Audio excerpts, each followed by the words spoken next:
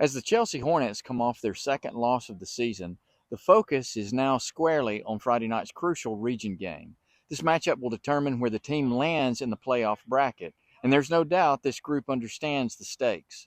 Despite the setbacks, the Hornets continue to show resilience, with both the players and coaching staff putting in the hard work day in and day out. The commitment has not wavered. What has been especially important during this stretch is the senior leadership.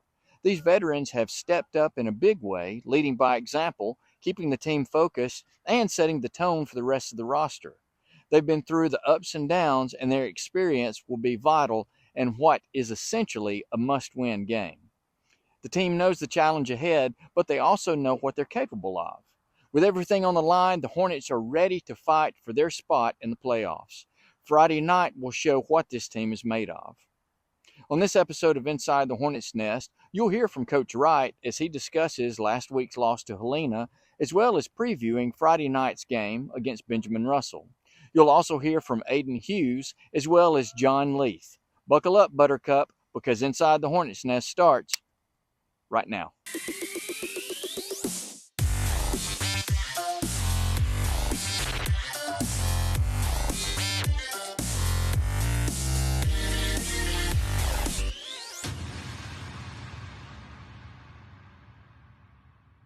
Well, the message after is easy because that's what I remember most, is that got to bounce back. Got to bounce back from a tough defeat to a really good Helena football team. I know we didn't underestimate them a bit, but I think afterwards everybody looks at us and says, that bunch was good, and they certainly were. They were a good team. We knew that going in. We tried to relay that message all week long about how good they really were, and let them do some really good things up front to us on offense and defense. So, we just hope to bounce back and have them ready to go this week. Well, every team has a different personality, and this team this year is no different. This team's personality is really a fighter's mentality, that we actually play best when we are challenged and when our backs are against the wall. When we have to fight to get out of a hole, that's when this team really turns it on. And that tells you a lot about where they're going to be years from now in life. We talk about football teaching life lessons. Well, this team's going to be set as good husbands going forward, because they're fighting. It's a good bunch. Much easier this year because we've only lost twice. So it's a great feeling. It's a great feeling to have. Coming back off the Spain Park game, it was not hard to get them to come out to practice. And coming back this week, we've had a really good week of practice. We've been blessed. We've been blessed all year long with on our injury front. We've only lost just a handful of key players, but we haven't been bit with the injury bug nearly as bad as we were last year anyway. And you know what? That comes with winning also. It seems like when you get beat, that's when the injuries start to crop up a lot more. And this team, we just haven't been bit with the injury bug as bad. Benjamin Russell it's an important football game. We know how good they are with their skill positions. You're going to see number one make plays all over the field for them. They're playing a lot of guys both ways. At least they did last week, because last week was a game they had to win to get in the playoffs.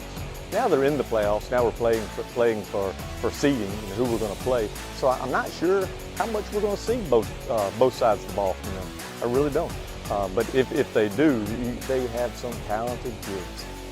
Quarterback is a really good player who scrambles and gets the ball down the field, throws a lot of what I call PE passes, where he just throws it saying, number one's down there somewhere, go get it.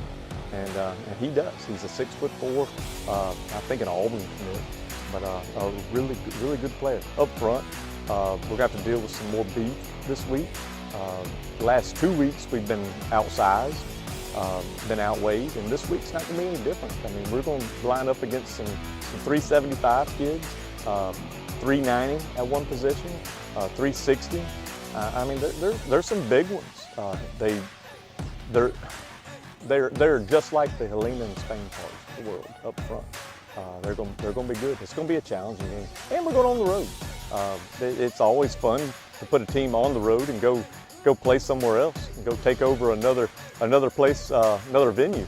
But you know, it's a business trip, and we're looking forward to it. It's a challenge. It's always a challenge. Well, over the season that we've grown really much between our seniors and last year's seniors, because we've had new guys stepping up into our positions that were taken away last year from our other seniors. But mostly, since the seniors are going to be going this year, that's going to be taking away some of our positions, mostly coming from the line, but secondary, linebackers, we're all good, ready for next year and more games to come. Mostly, it gave us some confidence knowing that we would be able to step up to this challenge now since we're going back to 6A. Noting that we came from Thompson, Hoover, Vestavia, but it just gave us more challenges to deal with. Noting also from the seniors being gone, also the different types of players that we were going to face, different offenses, from Thompson running their defense and offense, all the way coming back to Helena.